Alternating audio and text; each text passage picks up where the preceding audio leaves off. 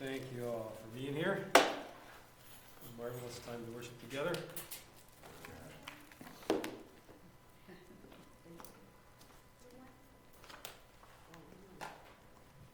We have posters.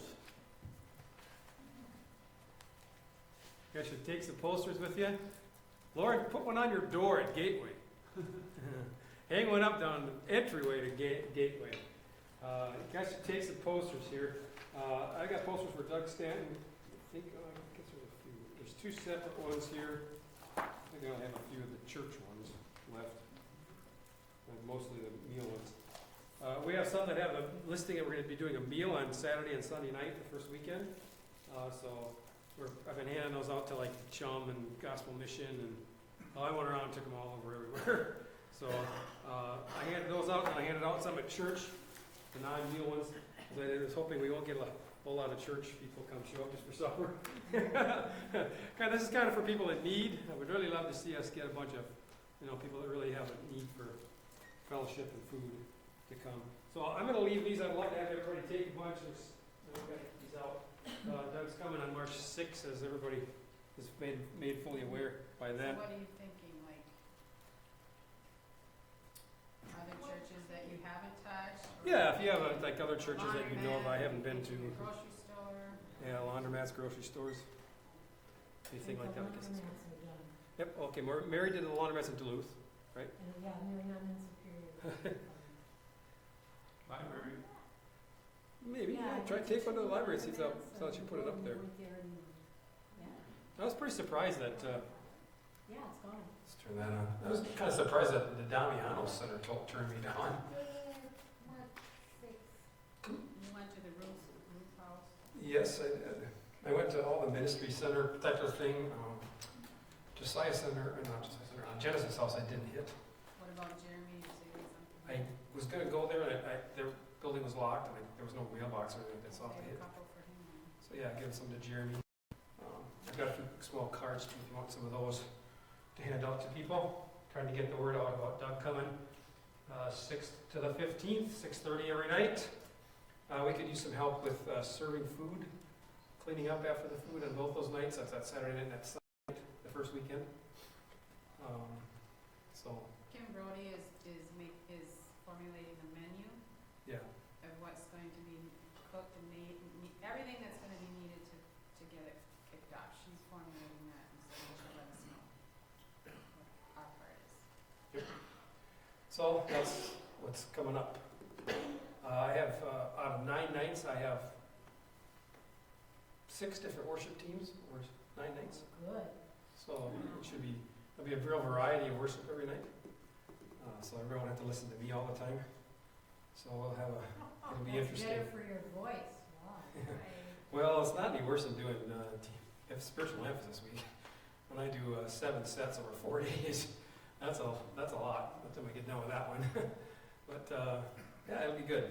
I've got Kevin Buck leading, and Bonnie leading, and Jessa Swift, and Lynn Breister, and we have a good variety of people leading worship throughout the time frame. So come and help, and show up. Come listen to Doug, come minister. I am going to do one thing that's a little format difference than would be normal. I know we're kind of a smaller group, but it's not always such a big deal. But I'm going to have lanyards and badges for people that are on ministry team. So I'm going to have people with badges and lanyards for ministry team purposes. So point them to people, say if you want prayer, to go find them. So, if you're going to be there and want to help out with that, let me know. Give you a lanyard and a badge. I trust everybody in this room to do that. But I just don't know. I don't want it to be a free-for-all that people come up and start praying for people that I don't know. I just think it'd be prudent to do that, so we're going to do that. So, any other questions, comments, referencing particularly Doug Cumming? Okay. Very good.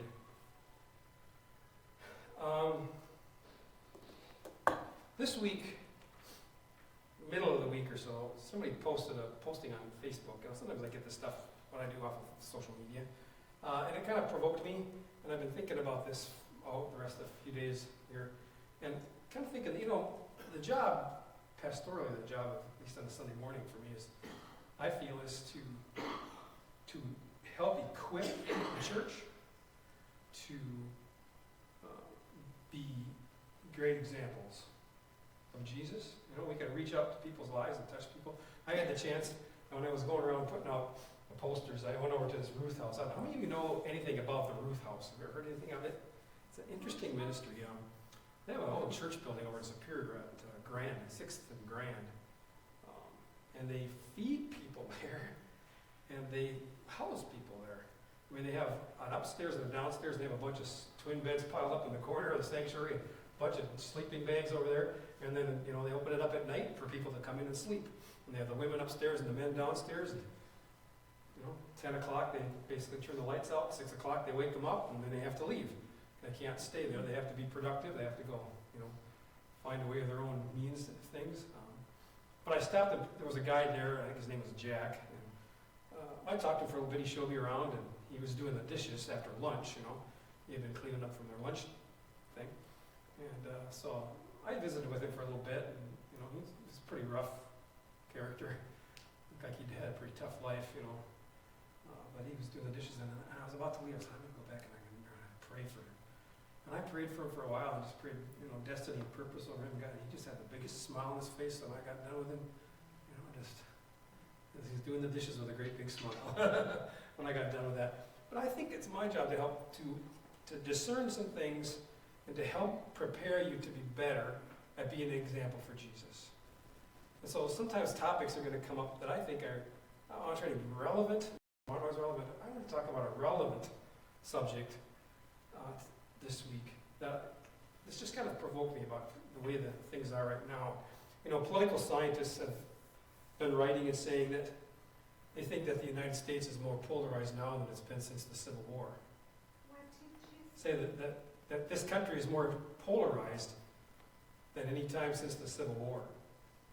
I don't know if you would agree with that, but we sure are on the opposite end of the spectrum. it seems to be no holding back. I think that we need healing in this nation pretty bad. You know, there's a billboard in Superior on the end of Tower that says, it's the quote from Abraham Lincoln, that says, a house divided cannot stand. A nation divided cannot, I think I've heard that somewhere, I think it's in the Bible. But a nation divided is not going to stand. This is good. If you look at past history of that, they actually went to the Senate and Congress, got together with guns in their pockets, and they actually shoot at each other. So we've come a long way from that. At least that part we've come a long ways from. The Congress and the Senate need to learn how to work together while keeping their differences, so that the good parts of the Senate go to the Republicans and the good parts of the Republicans go to the Senate. It's not so divided between the two houses. Well, I don't know what, somewhere along the line we need some healing. And, you know, what we're getting from leaders in media and entertainment and academia is we're getting this divide. You know, people that feel that they have a platform, you know, actors feel they have a platform to get up there and to think. The media, you know, writes all kinds of stuff trying to sway the agenda of these things. They tell us, who disagree with us, that they're ruining the country. One side is saying the conservatives are ruining the country, and the conservatives are saying the liberals are about to destroy the country. And we're you know, we have these theological differences, and we can't seem to come to any kind of common ground. And one side's trying to kind of vanquish the other side, and you know, we're leaving the people out of it, and neighbors don't seem to get along with neighbors, and we have all this divide, and the families are in this. We're living in a culture, and I'm going to focus on one particular thing today that this guy wrote that I thought was interesting. And the proposal of what he said is that we're living in a culture of contempt. Right. If you turn with me to Psalm 123, you're going to find out that the Bible has answers. It's interesting to be able to quote scriptures and put an answer into something. And you think that the psalmist might have written Psalm 123 today. I think he could have written it yesterday or last week. Maybe he wrote it after the State of the Union address. This is part of where this comes from. Watching the State of the Union address put me in this position partially. Psalm 123 says this. It says, I lift my eyes up to you, O God, enthroned in heaven. We keep looking to the Lord our God for his mercy, just as servants keep their eyes on their master, as a slave girl watches her mistress for the slightest signal. Have mercy on us, Lord, have mercy, for we have had our fill of contempt. We have had more than our fill of scoffing of the proud and the contempt of the arrogant. Don't you think that could have been written right now? Haven't you had your fill of this? Oh, this is what's going on. And if you're like me, you can definitely relate to these last two verses when he says that we are done. I think my version is out of the New Living Translation. We have had more than our fill of the scoffing and the contempt of the arrogant. I know that I've had more than this from the culture, and I know the two things. I know I've seen enough contempt politically to last me a lifetime, but I've also seen a lot of contempt coming towards Christianity and towards Jesus. Don't you think? I feel like it's increasing, and it's exponentially increasing. Like there's this license, and freedom to go ahead and be contemptuous against the Christians. And so what's leading us to this place? And this, again, this is a problem that psychologists call contempt, and I want to define this. Stay with me for just a minute here. I'm going to do three things. I'm going to define this for you. I'm going to tell you what it is. I'm going to give you some examples showing you how this manifests itself, and I'm going to show you what we can do against this. Because I think as Christians, it's extremely important for us to set the agenda of these things. It's extremely important that we do not participate in these kinds of things. So what is contempt? Webster's defines contempt as contempting or despising the feeling with which one regards that which is esteemed to be mean, vile, or worthless. It's to have disdain or scorn. In the words of 19th century philosopher Arthur Schopenhauer, contempt is this: the unsullied conviction of the worthlessness of another. I'm going to read that again. The unsullied conviction of the worthlessness of another.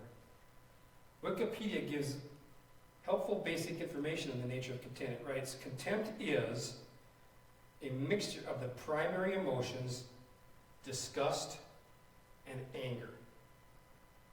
Okay? The word originated in 1393 with the Latin word contemptuous, which means scorn.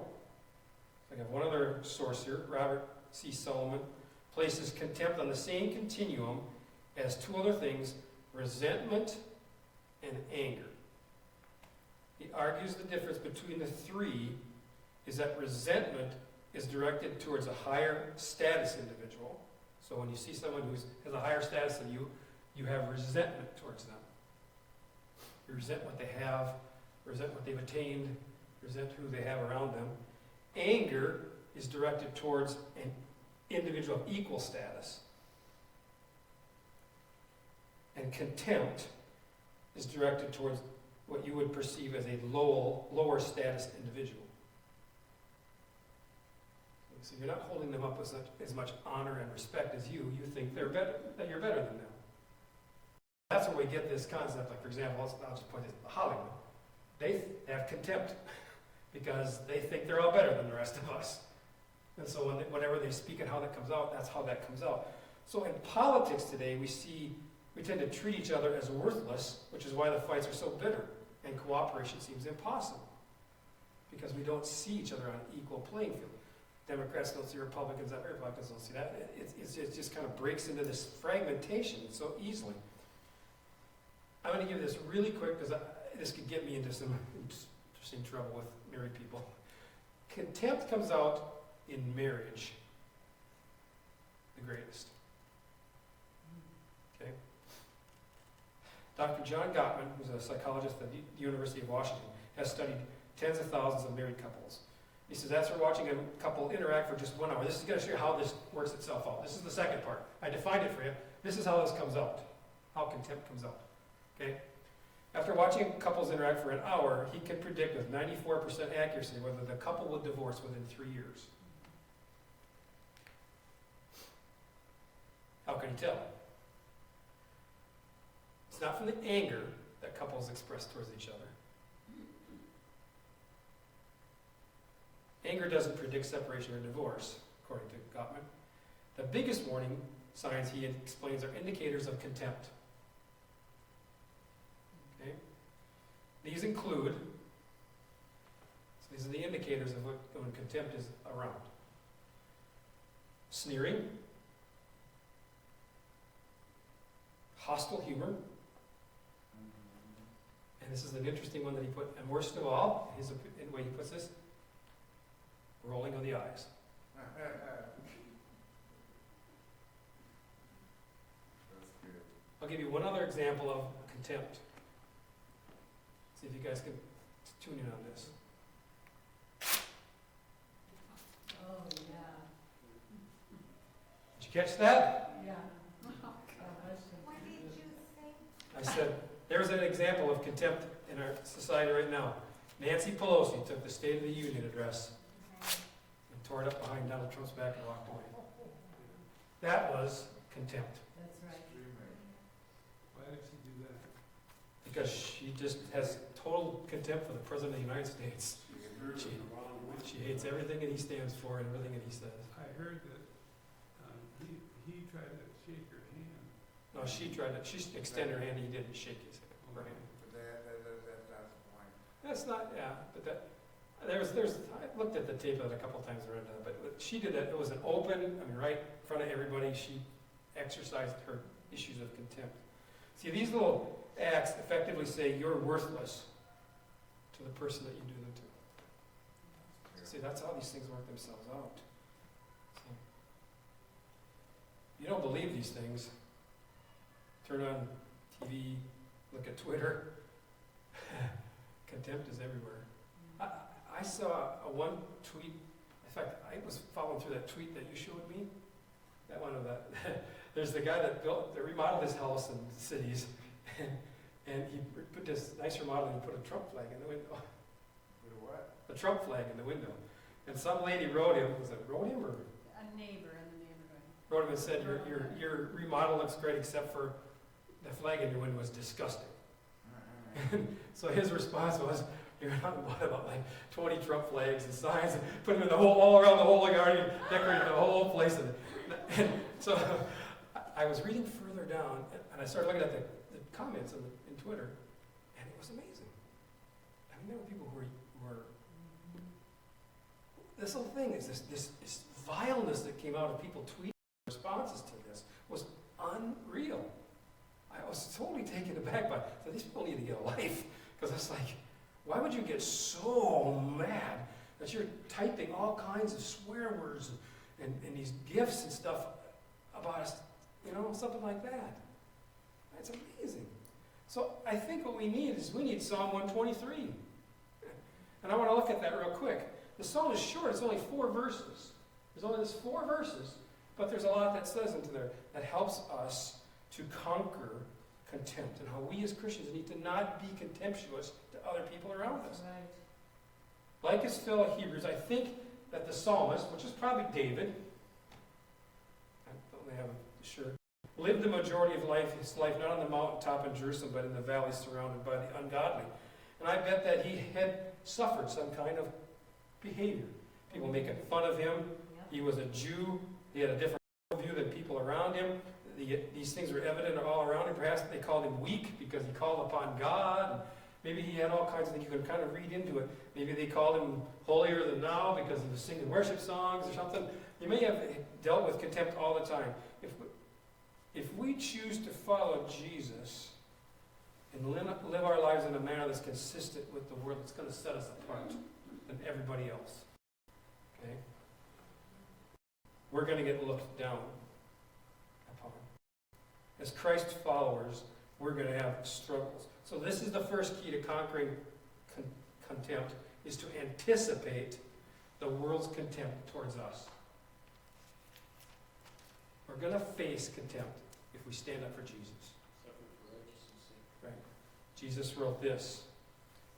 John 15 says, if the world hates you, you know that it has hated me before it hated you. If you were of the world would love you as its own.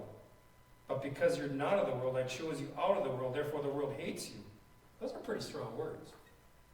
Say that the world hates us. Remember the word that I said to you, a servant is not greater than his master. If they persecuted me, they're going to persecute you. If they kept my word, they would also keep yours. But all these things they will do to you on account of my name, because they do not know the one who sent me. That last phrase, because they don't know who sent me, is the key. We can't expect those people who don't know God to comprehend the things of God, or be able to understand what we believe.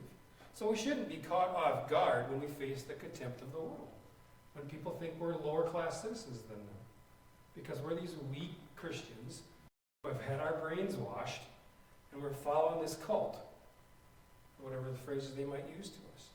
So by anticipating this contempt, we have a much better position to be able to deal with it in a biblical manner. The second part of this within this psalm is that we should acknowledge God's sovereignty. David wrote, I lift up my eyes to you, O God. When we face contempt, our first reaction is to usually focus on the person that attacks us, and we want to attack back. We want to justify, and we want to, whatever it is that we do. We get hurt, we get stung. I've done this too many times. And I get stung and get hurt, and what my first reaction is to respond back. And I was thinking about this, I've thought about this in the last couple of days. How many times, particularly the eye rolling part, yeah, I do that. I roll my eyes and sigh heavily or something to that effect. It makes it, I was, man, that was not a good response. We have become obsessed with those who oppose us, that we actually allow them to dictate our response. But the psalmist here is refusing to do that.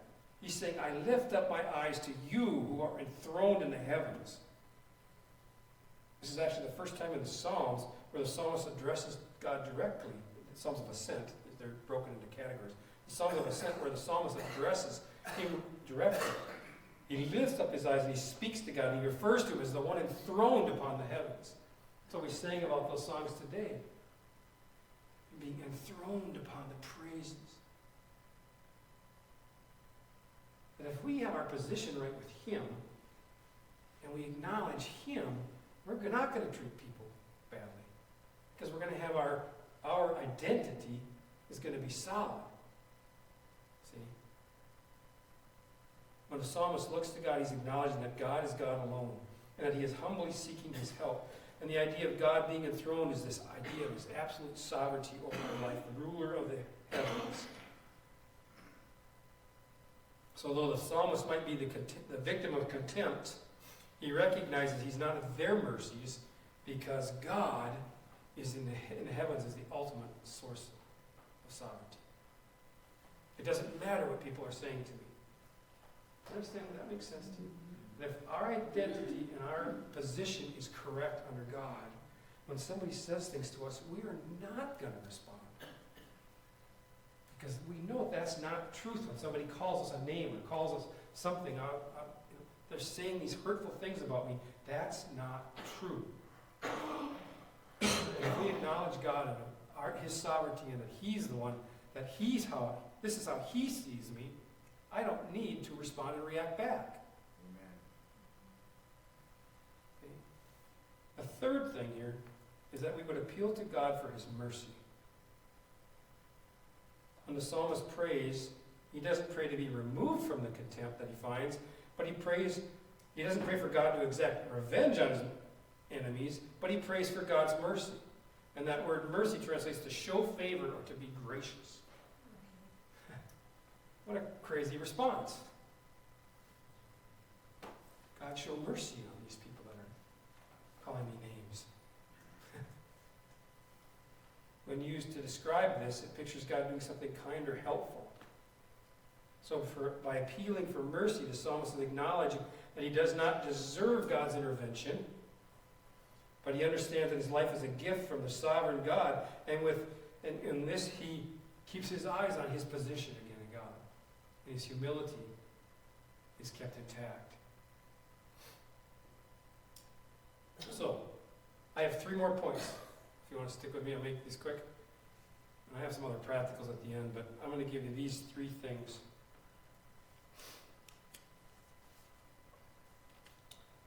Jesus said these words, love your neighbor and hate your enemy. But I tell you, love your enemies and pray for those who persecute you, that you might be the children of your Father in heaven. One way that we as a church can battle contempt in this greater aspect of the world is to love our enemies.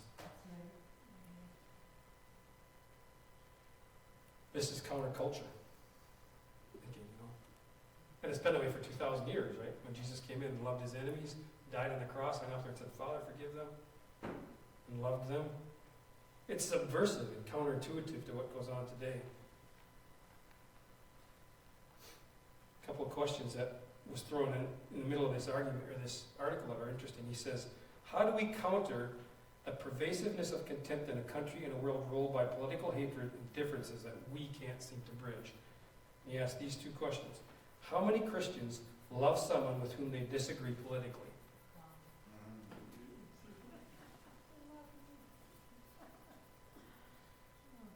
And the second question, maybe a little bit more difficult. How many are comfortable from hearing someone on their side insult someone on the other side? We give in to calling names to the other side, and we sit there and take part in that. And we're okay with that. We're comfortable with that. We don't stop and say, wait a minute. We shouldn't be talking like that. That's again, the Twitter, it's like amazing the kind of language that people will use. The things that they will call people they don't politically agree with is absolutely stunning. This is moral courage.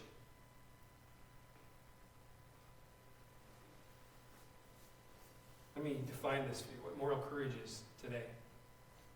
In our society, we don't fear being locked up for our opinions, right? mean, by and large. It happens. But by and large, we're free to say what we want to say. Correct? We can stand out and gather and rally around, downtown, and we can, have all these kinds of things. True moral courage isn't standing up to people with whom we disagree. It's standing up to people with whom you agree on behalf of those who you disagree with. I said that true moral courage is the great definition of it, is standing up to the people with whom you agree on behalf of those with whom you disagree.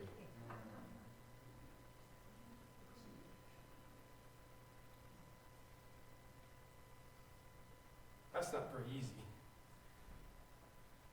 Are we strong enough to do that?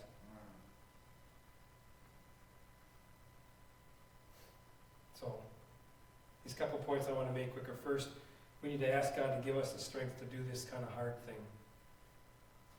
to not participate in contempt, to go against human nature and follow Jesus' teaching to love our enemies. Ask God to remove political contempt from our hearts.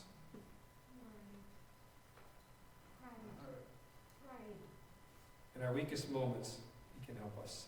Second, make a commitment to others to reject contempt. Amen, amen. Of course, we can all disagree.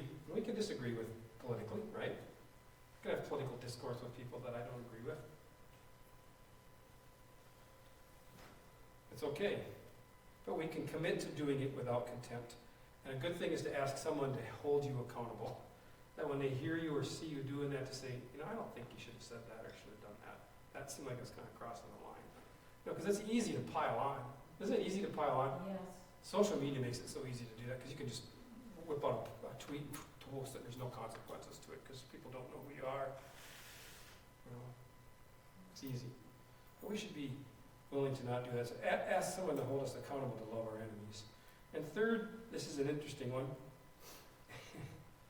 It says, go out and look for contempt. Look for contempt. So you have the opportunity to answer it with love. That's what trains you. It sounds crazy. And I'm not saying go out and look for some bad opportunities, but if you're in a bubble with everybody that agrees with you all the time, there's something wrong. Right. It means we're not rubbing shoulders with people sometimes who might need some help, some change, or whatever, need our chance to love. It's up to us to join together and work together to submit. See? The cure for contempt is not civility or tolerance. You'll hear that word a lot, tolerance. It's not tolerance. Instead, it's love for one another and love for the country. It's up to us to join together to subvert this culture that's going on. The church has got to rise up. They've got to show love, they've got to show patience, they've got to show understanding, and got to stand for that stuff. At least how I think about it. I may be wrong, but Well, not only contempt, happens in the world with our enemies, but I see so much contempt within the church. I mean, from church to church.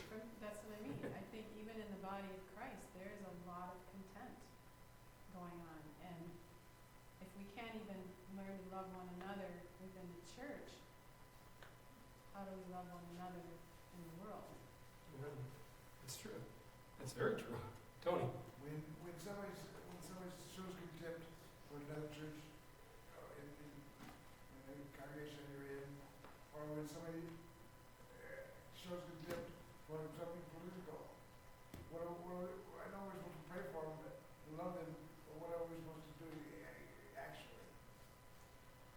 Well, Like when somebody says, so-and-says this person, so-and-says, something that's totally contrary to your own belief in the political realm. okay. I've got 5 more rules. Maybe these will help you, Tony. Number 1, what they tell me is refuse to be used by the powerful. Okay? Refuse to be used by the powerful. Do not be manipulated. That's what this is saying. Don't be manipulated by what you hear in the news, what people might say. Make an inventory of the figures in your life, the ways that you can get accurate information. So when you come out with someone, you have accurate information to discuss things with people. You know, there are alternate sources of information out there. But kind of be informed, I guess, is part of it. Don't be used by the powerful, the media, the Hollywood people are telling you. Don't be used by them. Don't be manipulated by that. That's the first thing. Because if you start getting manipulated, you're going to get defensive. Okay? So if you're in a discussion, that's what's going to end up happening. The second thing is to escape your bubble. Don't just watch Fox News. Watch CNN. Read Newsweek, Time Magazine, some of these really crazy ones. Read what they're saying. Find out what they're saying. So you can be better informed, perhaps, and understand some of what they're trying to say. But keep it with the right frame of mind that you're not used by them. But to break out of the shackles that sometimes we go to these two particular sources. You know, if you're, I like they say on here, says if you're conservative, listen to NPR a couple mornings a week instead of watching Fox News. If you're liberal, from time to time, put down the Washington Post and read the Wall Street Journal or something, conservative magazine. You know, learn to understand where the other person's coming from. Thirdly, it says treat others with respect and love even when it's difficult. Always treat them with love and respect when you're conversing with them, if you're talking with them, if they're raising subject, you can be respectful. And you can say, I don't want to discuss it the way you're saying. You need to calm down. You know, you're getting angry at me, and we can do this respectfully. And have a respect and an understanding. You know, never treat others with the same way that they're treated, even though they might deserve it. You know, sometimes people have reasons for why they speak that way. Anyway, the fourth one is to be a healthy part of the completion of ideas. This is a good one. Be the healthy part of the completion of ideas. Have a discussion, not just a disagreement and an argument, but bring a plan. How can we change this? What would be a good way to change the medical system? If you don't like Medicare for all, then what would be your idea? What would be your proposal for something different? And discuss these things. Why can't we discuss things instead of arguing and yelling and screaming, you know, condescending to one another? Okay? We can have a healthy disagreement. Okay? 5, this is probably the better one here, Tony, for you to help out with. It says disconnect from unproductive debates. There comes a point when you got to say, this just isn't going anywhere. we need to just be free from this. And let's go talk about something else. The Brewers are doing pretty good this year. Let's talk about them for a while, you know, or something to that effect. You know, we got to learn to disconnect sometimes, and set boundaries sometimes to say, you know, okay, we can talk about it for a while, but we need to disconnect here because this is getting a little too intense. Okay. Again, I know that you're really speaking a lot about the society and political aspect of it, but this goes for all of it. Really can about every aspect of our lives. Yeah. Put contempt Yep. to rest is the respect, the trust, the loving one another in spite of, you know, being appreciative of the differences in each of us and trying to appreciate that and work with that or call that out or be a part of that instead of the condescending speech and Yep. contempt. He writes, this is from an article that I had written. He basically says, the solution is selectivity and rationing. Get rid of the curated social media feeds, unfollow public figures who foment contempt. Want to get really radical? Stop talking and thinking about politics for a while. Do a politics cleanse for 2 weeks. Resolve not to read, watch, or listen to anything about politics. Don't discuss politics with anybody. So this is hard, but it's possible. Well, anyway, and that's true. I'm talking about politics, but anything with this is my point. Is that if we're not participating in this process, you know, we can be healthy people, and we can bring a healthy discourse to these things. I I haven't watched politics in about 4 or 5 years. And when I do turn on the station passing through, I stop, I see they're talking about the same thing. They haven't changed it for Anyway. 5 years. Well, even talking about religion. Yeah, we could do, That can become merely Yes. contemptible. we could be contemptuous in our religious conversations, right? And that's what she's saying, the church-wise, we can get that way really super fast. Start talking about another church, and then we start piling on about the other church. And it's not good. So anyway, stand with me as we close here. I don't know, I hope I made some sense with all of this. I just think that we need to be better at our conversations with other people. About politics, church, personally, just to be conscientious of when we're doing these things and when we're talking in an attitude towards other people. To guard our hearts, and this is personally part of this. Lord, I just pray that you would help to us as the church, Lord God, that we could do better. That when we're conversing with other people, that we can bring love and honor and respect back into this country, bring civility back, and that we can set an example of what it looks like and sounds like and feels like to be a Christian. I heard somebody say recently that at the church they've been, they say all the right things, but they don't do them. Help us to do the things, Lord God.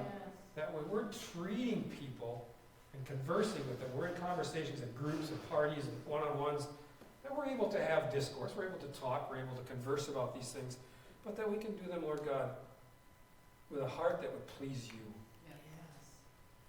And that we can treat each other the way that you would want us to treat them.